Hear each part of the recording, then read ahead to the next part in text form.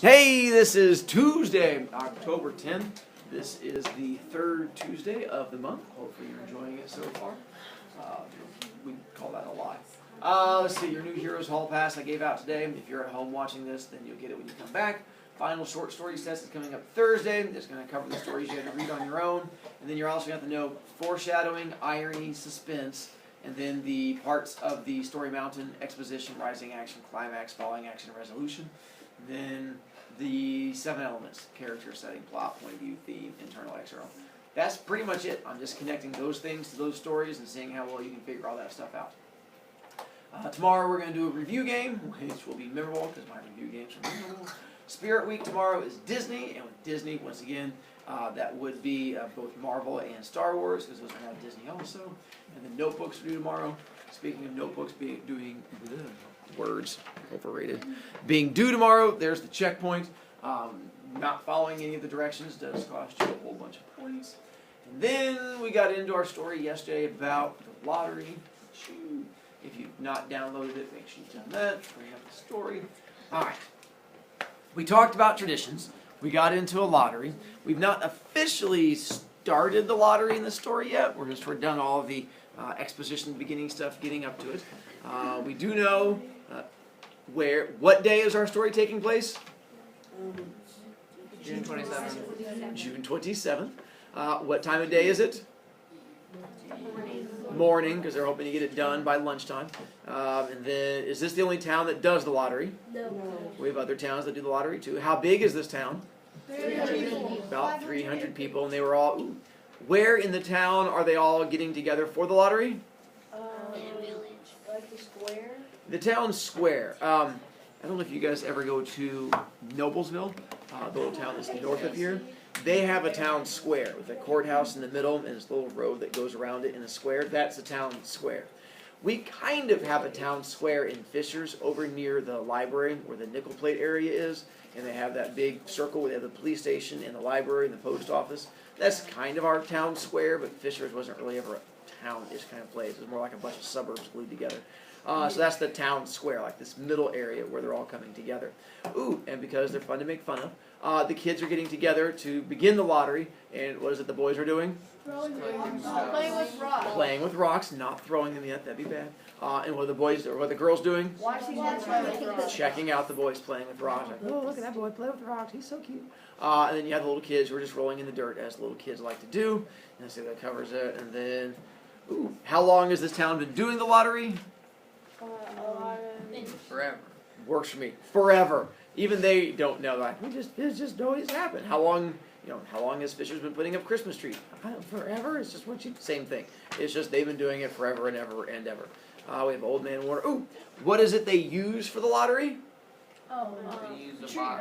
Paper. But they used to use Paper that goes in a black box. black box which sits on a three-legged stool. nicely done.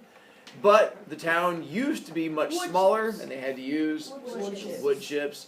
But now our town has grown humongous. It's shot up to 300. So now we're back to paper. Do we know what's on the paper yet? Names, probably. Ooh, that's what we're going to find out here soon. Let me get. I have another prop I have to pull out. Another prop. This one's not a fire starter. I have an example of what is on the card they pull out.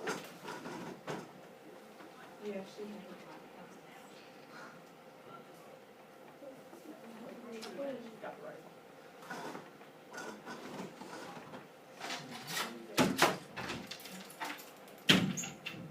Alright. So we have that. And I'm back. That's in there. And we got how long they've been doing it. And I think that's all the stuff. We got all that boring exposition at the beginning. And then making up all the households.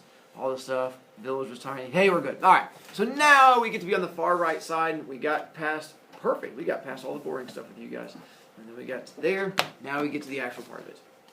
It's the last column on the right-hand side, that middle part. They just talked about the fact that they were sitting out there all talking together. Just as Mr. Summers finally left off talking and turned to the assembled villagers, Mrs. Hutchinson came hurriedly along the path to the square, her sweater thrown over her shoulders, and slid into place in the back of the crowd. I clean forgot what day it was, she said to Mrs. Delacroix, who stood next to her, and they both laughed softly. I thought my old man was out back stacking wood, Mrs. Hutchinson went on. And then I looked out the window and the kids was gone. And then I remembered it was the 27th, and I came a-running. She dried her hands on her apron, and Mrs. Delacroix said, you're in time, though. They're still just talking away up there. Mrs. Hutchinson craned her neck to see through the crowd and found her husband and children standing near the front. She tapped Mrs. Delacroix on the arm as a farewell, began to make her way through the crowd.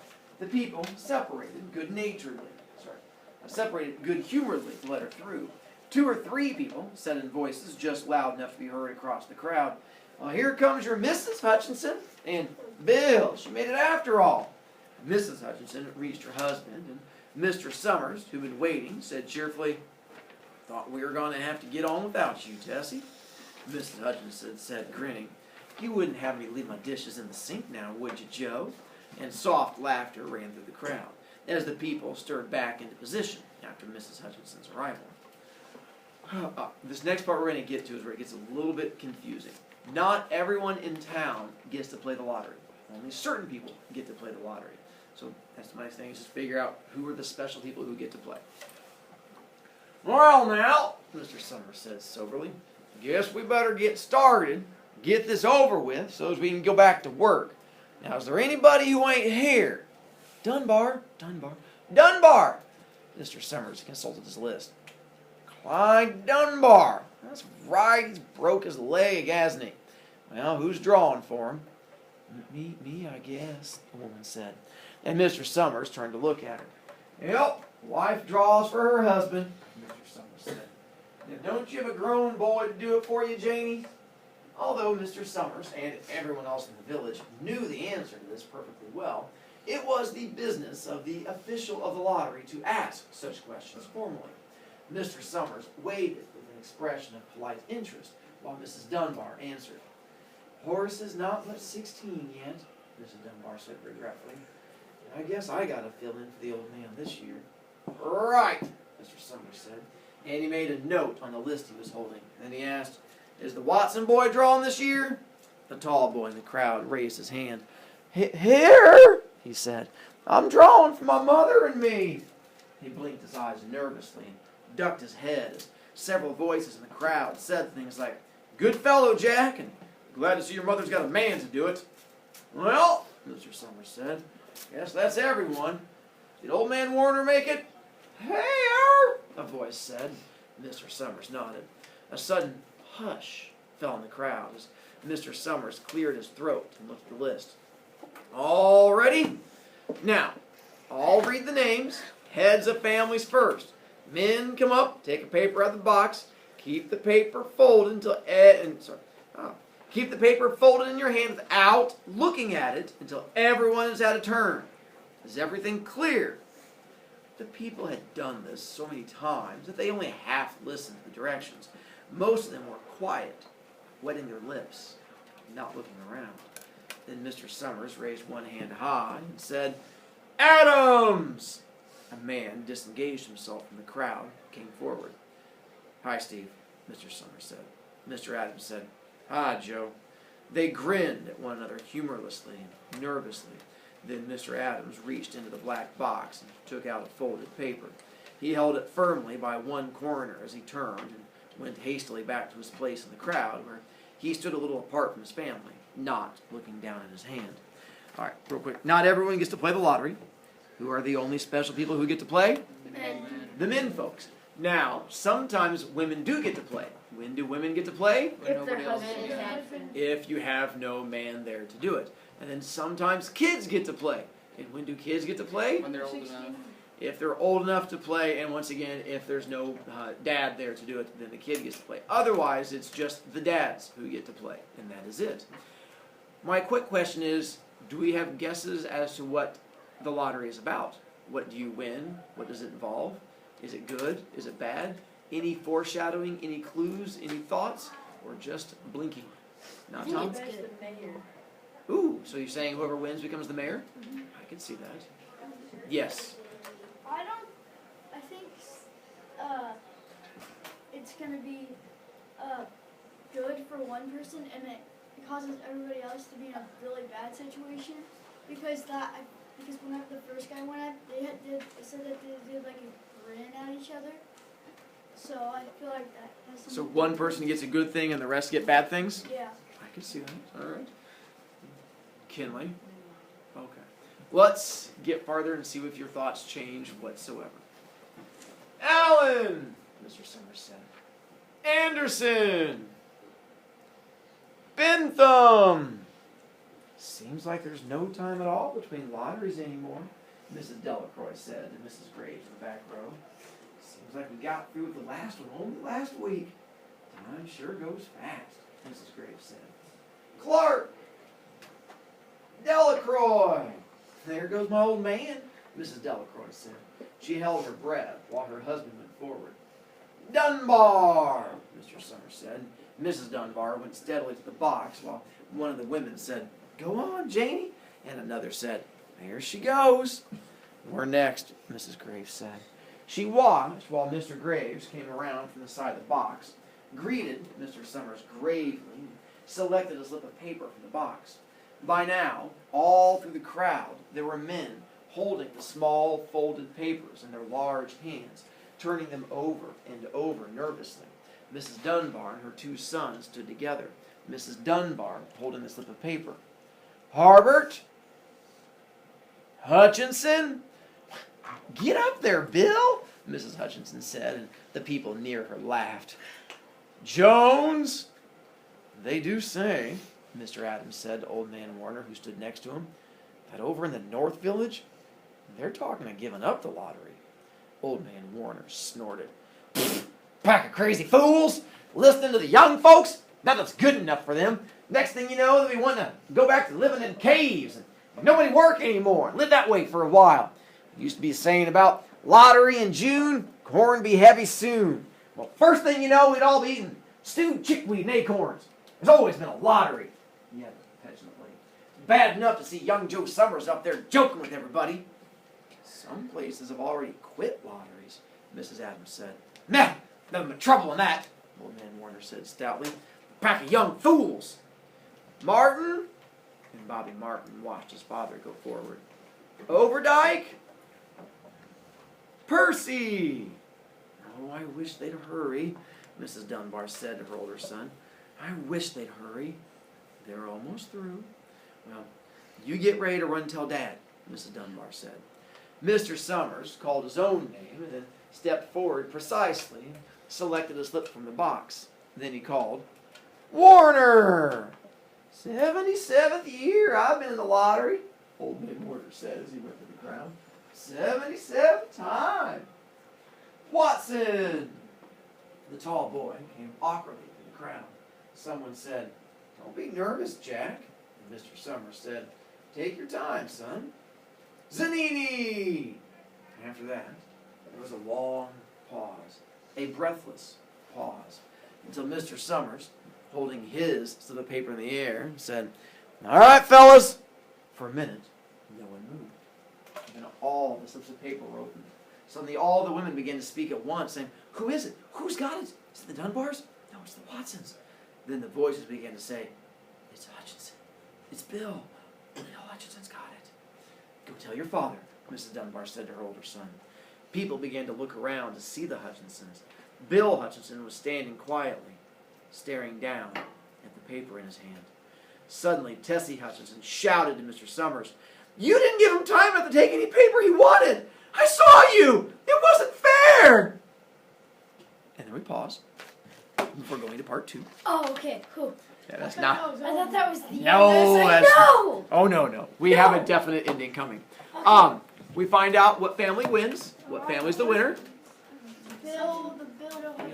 The Bill Hutchinson I think family. it's bad. And by the way, we've already met the Hutchinson family. How did we meet them earlier?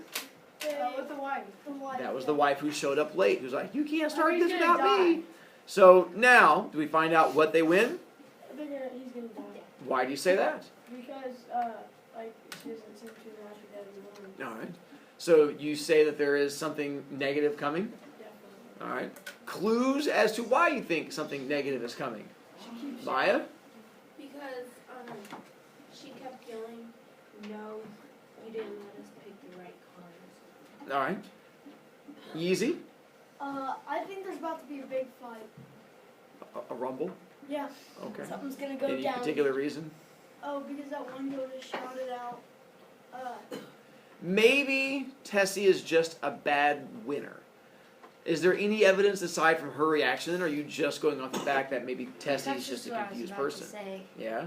That it's probably something good because of we don't really know her. She could be crazy There's for all every we chance. know. If you don't see any other evidence in the story and you're just going off her, that might not be the best evidence in there. Or they could have won like 5 times in a row. Well, I will say the lottery's not over. That was only the first round of the lottery. Now they're getting ready to do the second round Oh, of is the it like lottery. the Hunger Games? We're going to find out. So now you have to figure out how the next round of the lottery goes, because they're not done yet. Why do you even have the button for part 2? Yeah, after we get done with the story. I don't activate it till the end of the day. And then I send out a link to it because I don't trust kids to not give it away. We back up one paragraph and we'll continue. Suddenly, Tessie Hutchinson shouted to Mr. Summers, "You didn't give him time enough to take any paper he wanted! I saw you! It wasn't fair!"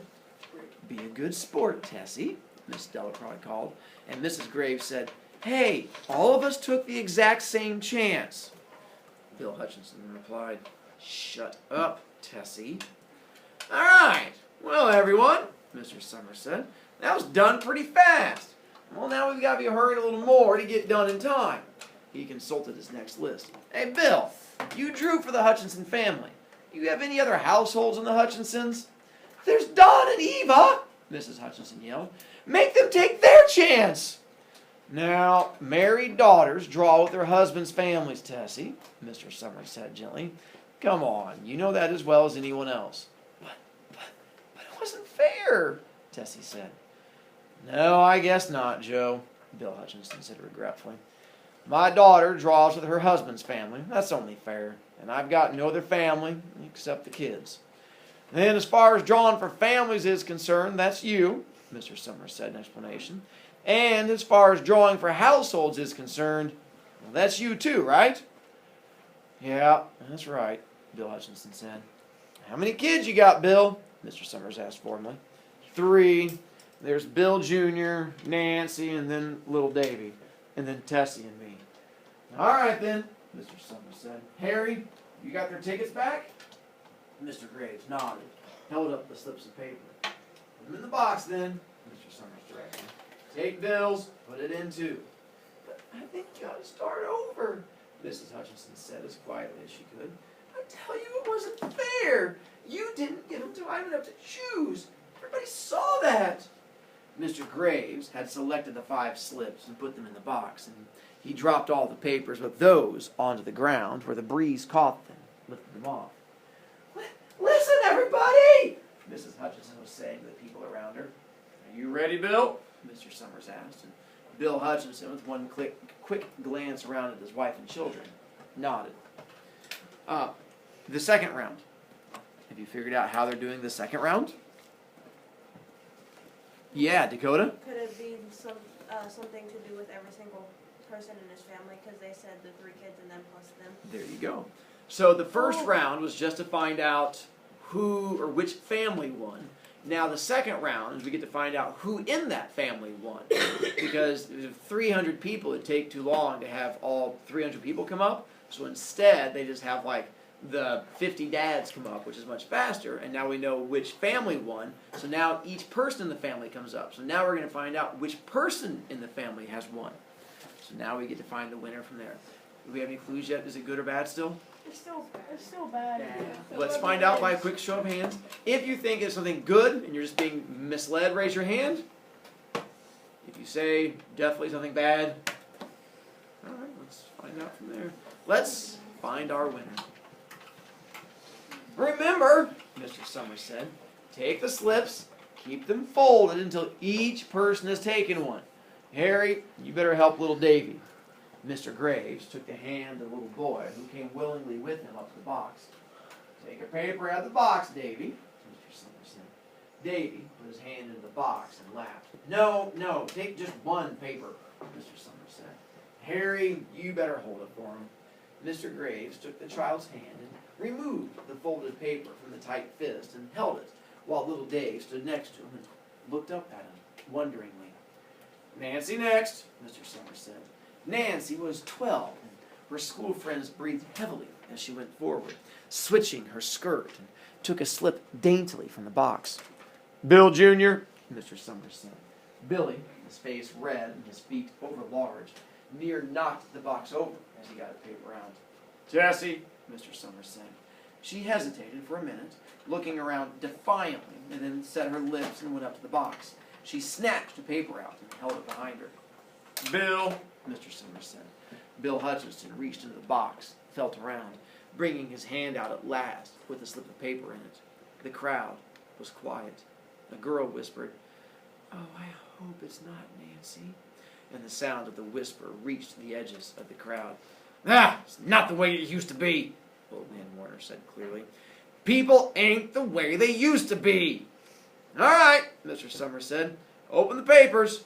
Harry, you open little Dave's." Mr. Graves opened the slip of paper, and there was a general sigh through the crowd as he held it up and everyone could see that it was blank.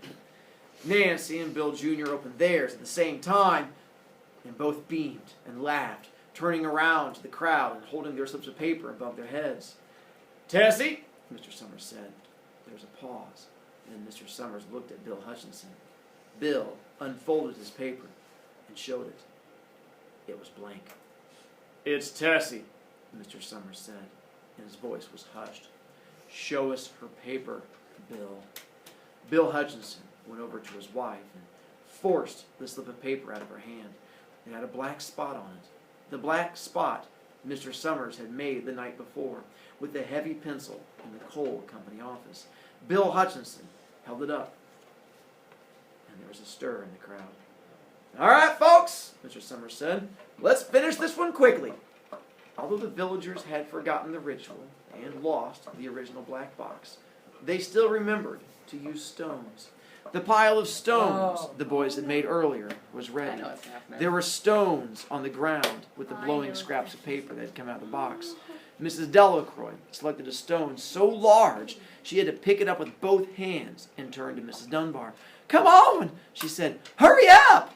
Mrs. Dunbar had small stones in both hands, and she said, gasping for breath, "I can't run at all. You'll have to go ahead. I'll catch up with you." The children had stones already, and someone gave little Davy Hutchinson a few pebbles. Tessie Hutchinson was in the center of a cleared space by now.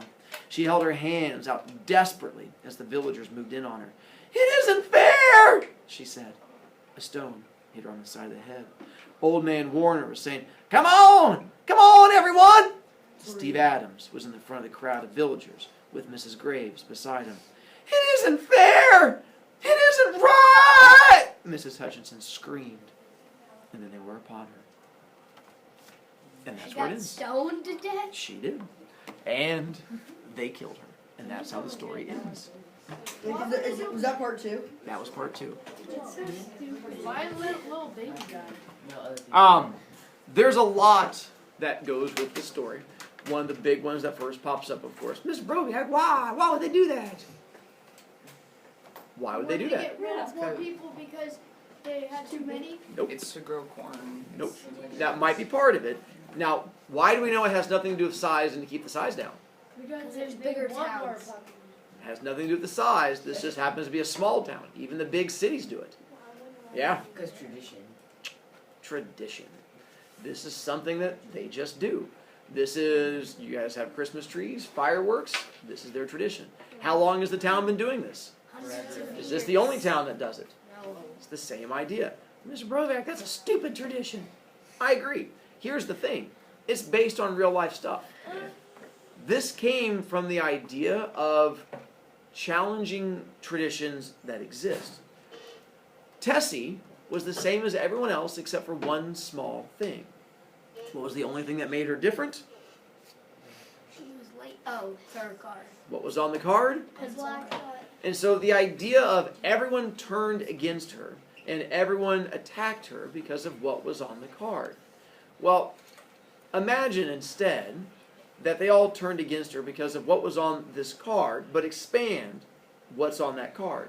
So it covers the whole card, and then covers her hand, and then covers her skin. And now her skin is darker. And everyone attacks her because of the color of her skin. What would that be called? Racism. With racism. Racism is not something you're born with. Where does racism come from? The mind. Oh, your culture. Who teaches you racism? Your parents. Who taught them? Their Their parents. parents. It is a form of tradition. And so she brought this up as a way of trying to bring attention to it. The idea that just because there is something that is passed down, just because there is a thing that your family does, just because there's a thing that's existed for hundreds of years, doesn't make it right. And when you look at it from an outside viewpoint, it looks incredibly stupid. And when you look at racism from an outside viewpoint, it looks incredibly stupid. It makes you get all ragey and go, why? Why would you attack someone for that reason? That's dumb. Oh, yeah, it's dumb. That's sort of the whole point behind That's why it. they killed And so the idea here is, in the story, it's not racism. Because she wrote this story way back in the 1960s, and she couldn't come right out and say it. So instead, she wrote this story. People got incredibly upset about it, and they raged. And she goes, listen, I base this on things happening in America. And they're like, this doesn't happen in America. She goes, it happens in America every day. They're like, this does not happen. And then she made that connection. And they're like, oh, that's all thinky and stuff. And so you make that connection. But at the same time, it goes beyond just racism. It goes to junior high. And it goes to the idea of how often do we have, especially girls more than boys, kids turn on each other because of something that gets posted to social media. Some group of friends where some drama pops up and every kid turns on that other kid and shuns them and attacks them. Why do they shun them and attack them? Because some small, stupid little thing happened, and it's easier to turn and attack that person than it is to go against it. The idea that the mob mentality, the idea that just because everyone around you is doing it, doesn't make it the right thing to do, which is why I like this story. It has that same idea. My request to you guys, because it's going to connect to things coming up later, do not tell my other classes how the story ends. You now have knowledge. Knowledge is power. The tough thing about having this knowledge is it's really, really fun to then tell my other classes. But if they come in with this knowledge, and I find out it was you that gave them this knowledge, it comes back to haunt you. How? I have other fun things coming up this week. And when I have your name as the person who gave up my stuff that happened in class, I make you sit in the hallway. And then you don't get to find out the fun thing that we do in class because you have to miss out on it. So this will be my first test of you guys this year to see how well you can hold a secret all day without telling my other students to see if I get to be nice to I you. know it's a good It's just everybody Now every likes time you science hear something classes. talk about